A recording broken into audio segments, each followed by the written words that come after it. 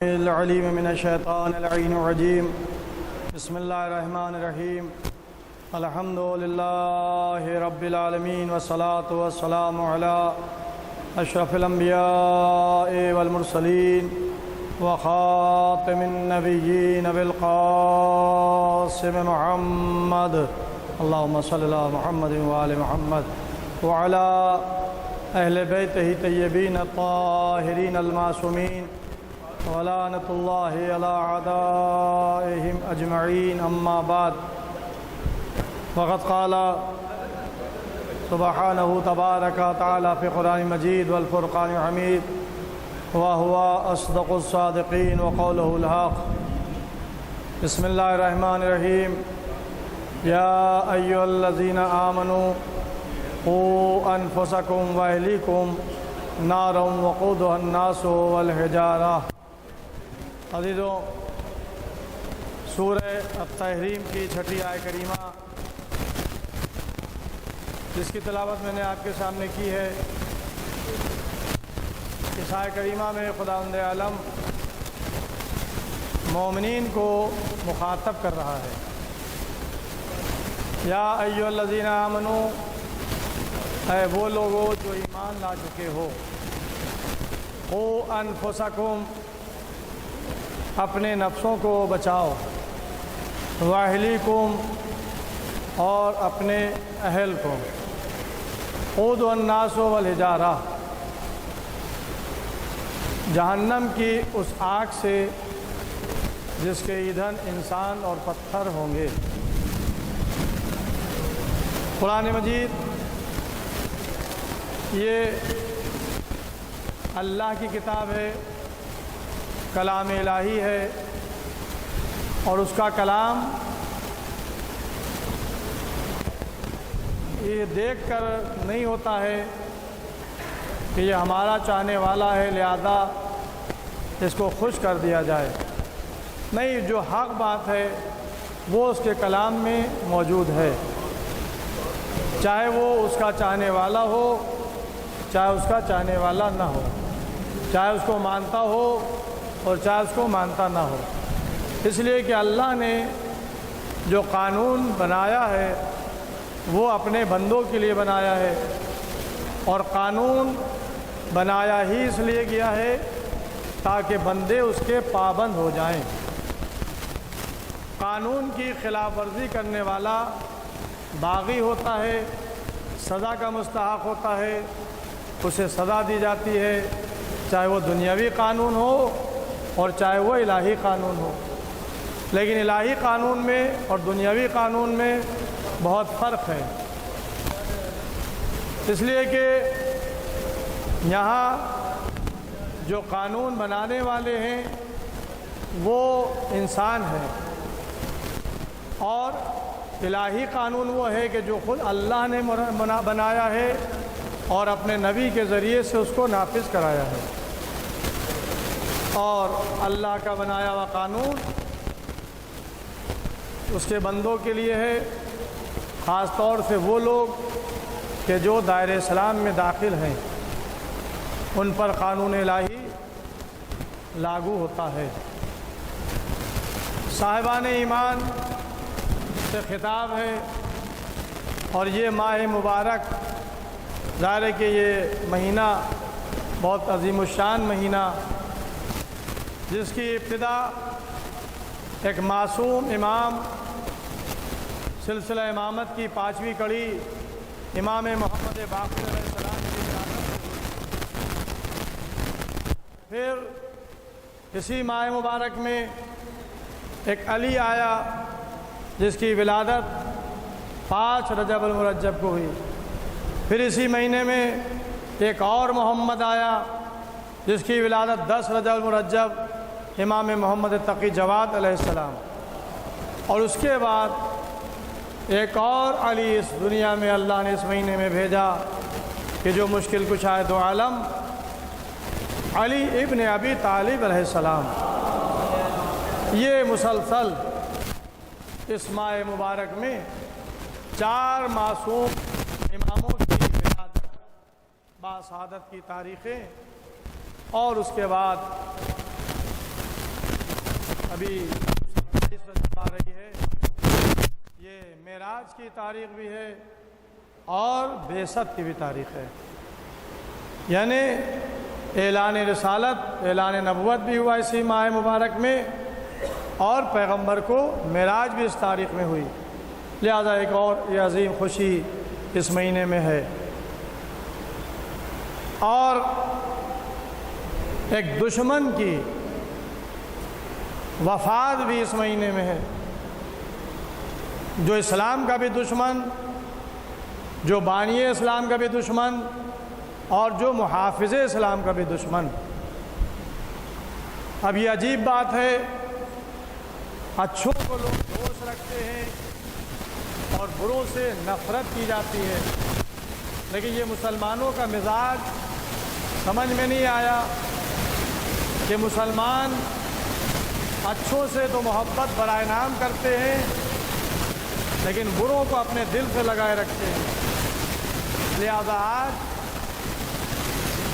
ایک فرقے کو چھوڑ کر سارے فرقے تقریباً ان کے نام کو بڑے عزت و احترام سے لیتے ہیں، لیکن ظاہر ہے کہ تاریخ کا مطالعہ کرنے والے یہ جانتے ہیں کہ اس کا باپ بھی رسول کا دشمن تھا، وہ خود بھی رسول کا دشمن اور آل رسول کا دشمن، اور اس کا بیٹا بھی اسلام کا بھی دشمن اور بانی اسلام کا بھی دشمن اور محافظ اسلام کا بھی دشمن۔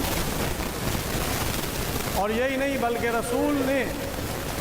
نام لے کر اس پر لعنت بھی کی ہے، کتابوں میں تاریخی واقعات میں موجود ہے۔ لہذا 22 رجب اس دشمن اسلام اور بانی اسلام اور محافظ اسلام کے دشمن کی وفات کی تاریخ بھی ہے۔ لہذا شیعہ اثنا عشری فرقہ، علی کے محب، علی کے چاہنے والے اس روز اظہار مسرت کرتے ہیں، خوشی کرتے ہیں، اس لیے کہ ایک دشمن دنیا سے اٹھا ہے۔ بہرحال جہاں تک کہ رواداری کا مسئلہ ہے تو رواداری بھی کی تعلیم بھی اسلام نے دی، لیکن جہاں تک دشمنی کا مسئلہ ہے تو اسلام نے اس کے بھی آداب بتائے، اس لیے کہ اگر دشمن سے بھی رواداری کی جائے گی تو ظاہر ہے کہ پھر اسلام محفوظ نہیں رہ سکتا، اسلام کی حفاظت نہیں ہو سکتی۔ جب تک کہ اسلام کو کافروں سے مقابلہ تھا، جب تک کہ اسلام کو مشرکوں سے مقابلہ تھا، تو یہ وہ تھے کہ جو کھل کر اسلام کے مقابلے پر آئے، جنگیں کی اور آمنا سامنا ہوا۔ لیکن جتنی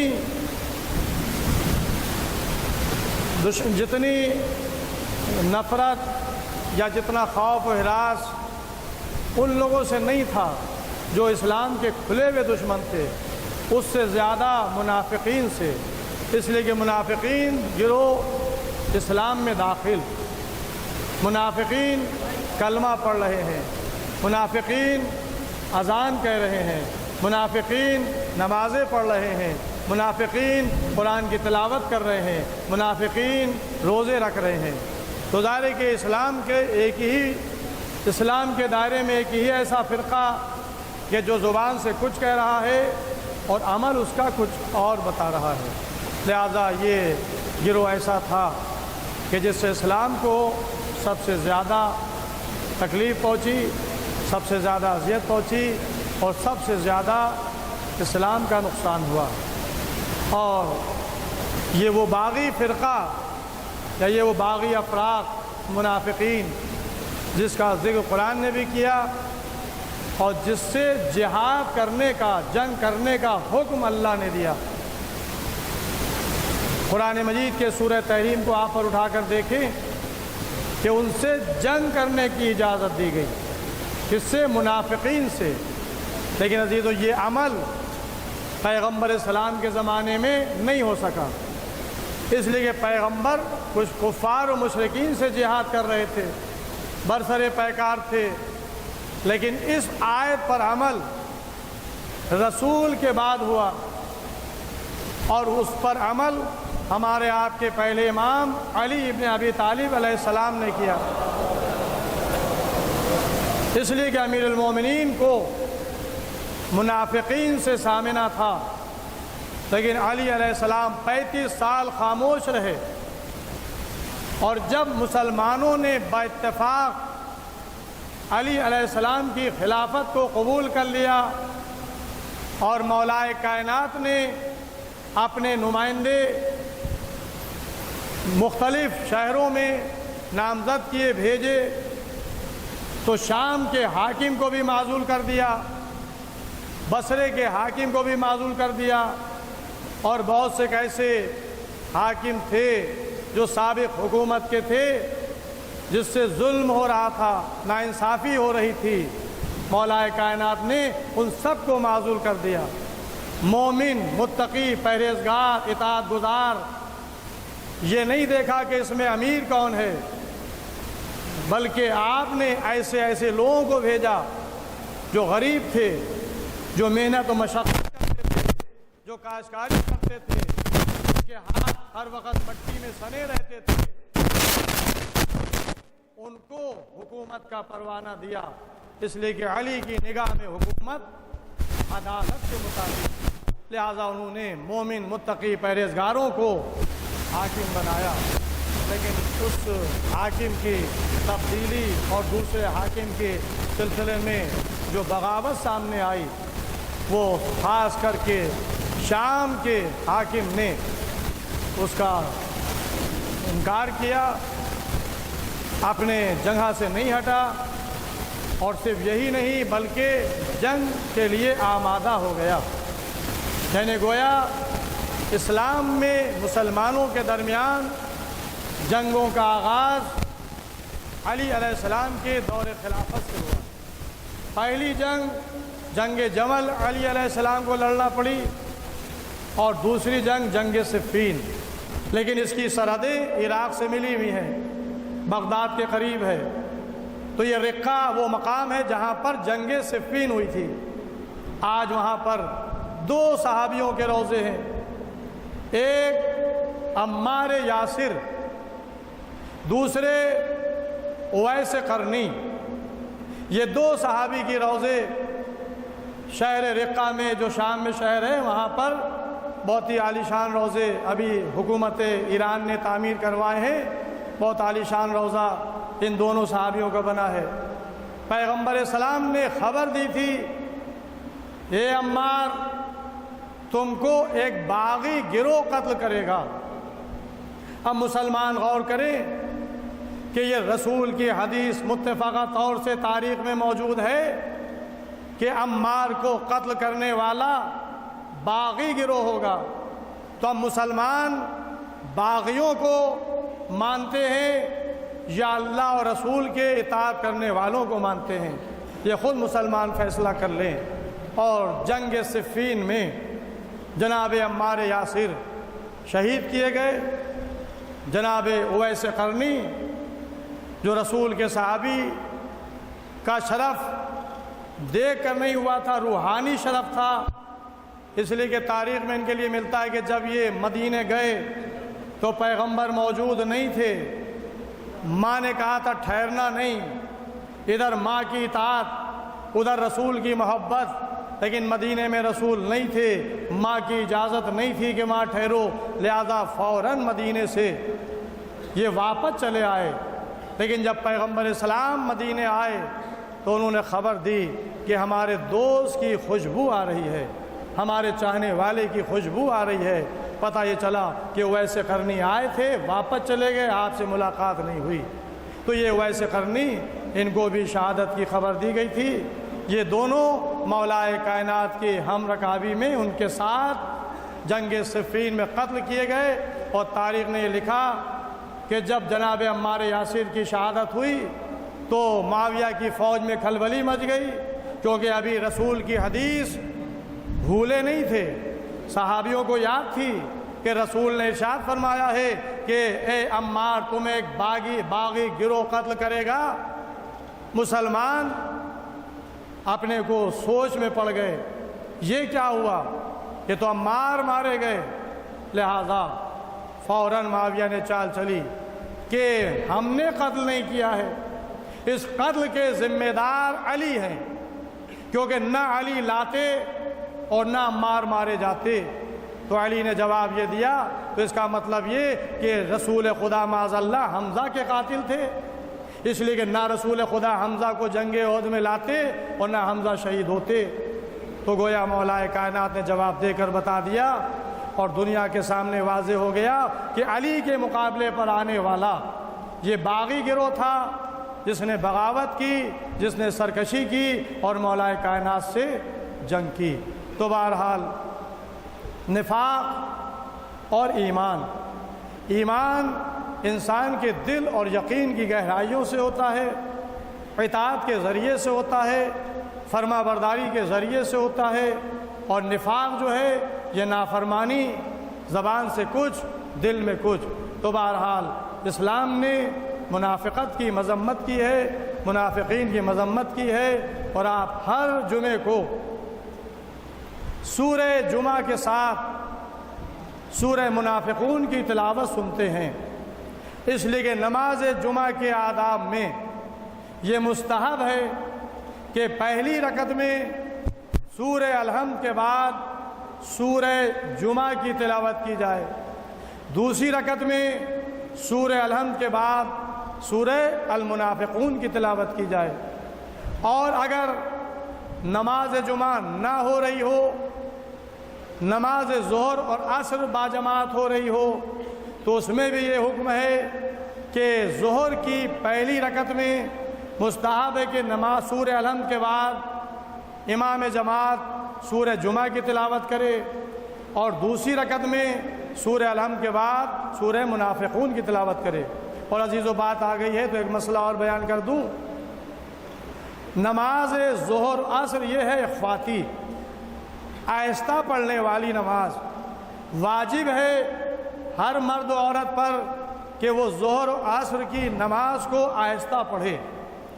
نماز عشاء کی تیسری اور چوتھی اور نماز مغرب کی تیسری رکعت نماز، یہ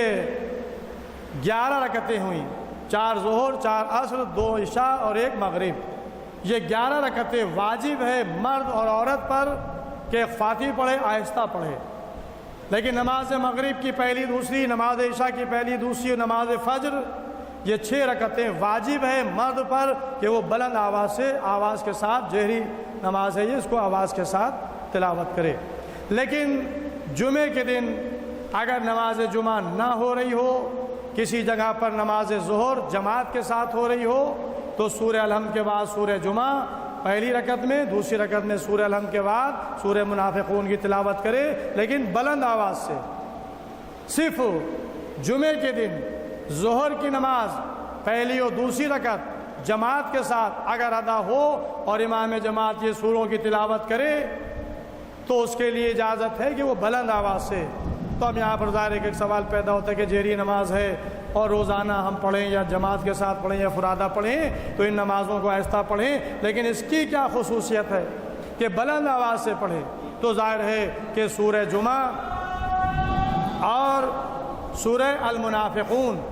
ان دونوں سوروں کی تلاوت کرنا یہ نماز جمعہ میں اور نماز ظہر میں جماعت کے ساتھ جمعے کے دن اگر ہو تو اس میں مستحب ہے کہ بلند آواز سے اس کو پڑھا جائے۔ تو یہ بلند آواز سے اسی لیے پڑھی جاتی ہے تاکہ جو مامومین نماز میں جماعت کی اقتداء کر رہے ہیں خاموش رہ کر سوروں کی تلاوت کو سنتا رہے۔ اب ظاہر ہے کہ قرآن مجید میں آیت ہے کہ جب قرآن پڑھا جائے، جب قرآن کی تلاوت کی جائے تو تم خاموش رہو تاکہ اللہ تم پر رحمت نازل کرے۔ یعنی گویا تلاوت قرآن اگر ایک قاری پڑھ رہا ہے تو باقی لوگ خاموش رہ کر اس تلاوت کو سنیں۔ خداوند عالم قرآن کی تلاوت کو سننے کے صلے میں قرآن کے سننے والوں پر اپنی رحمت نازل کرتا ہے۔ یہ قرآن کی سند ہے اور قرآن کی آیہ کریمہ۔ تو بس عزیزوں، آخری کلام میں آپ سورہ منافقون یا سورہ جمعہ جو آپ نماز جمعہ میں تلاوت کرتے ہیں کم سے کم اس کے معنی پر نگاہ رکھیں۔ ظاہر ہے کہ آپ کی زبان عربی ہے، عربی مفہوم کو آپ نہیں سمجھ سکتے جب تک کہ عربی کو نہ حاصل کریں، لہذا اگر اپنی زبانوں میں کم سے کم ان سوروں کی ترجمے کو دیکھ لیں تو جس وقت امام جماعت ان سوروں کی تلاوت کر رہا ہوگا تو آپ ان سوروں کی تلاوت کو سنیں گے اور اس کے مفہوم، اس کے معنی، اس کی تفسیر کو اپنے پیش نظر رکھیں گے۔ انشاءاللہ اس کے ذریعے سے آپ کو ہدایت ہوتی رہے گی، اس لیے کہ قرآن اللہ کی کتاب ہے جو ہماری ہدایت کے لیے نازل کیا گیا ہے۔ آئیے بس بارگاہ الہی میں دعا کریں، خداوند عالم ہمیں اعمال صالح کرنے کی توفیق عنایت فرما، معصیت الہی سے بچنے کی توفیق عنایت فرما، ہمیں احکامات الہی، تلاوت قرآن، احادیث ائمہ کی علم حاصل کرنے کی توفیق عنایت فرما، ان تعلیمات پر عمل کرنے کی بھی توفیق عنایت فرما۔